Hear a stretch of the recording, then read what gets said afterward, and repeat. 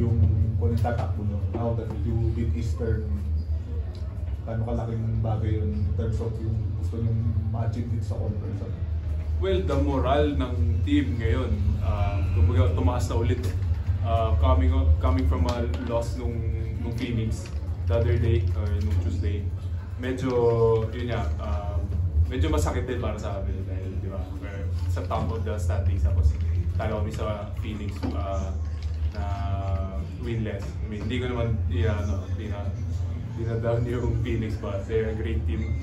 And I guess that's a good thing. I said may positive din na nangyari dun sa talo namin, dahil ngayon nga bumalik yung gutom talaga namin, and nag-enjoy kami to play Eastern. Ngayon mataas yung moral namin dahil isa sa pinakamalakas na team din tong Eastern, natalo namin. Tapos coming off loss pa, yung bounce back game namin yun. So I guess we're okay.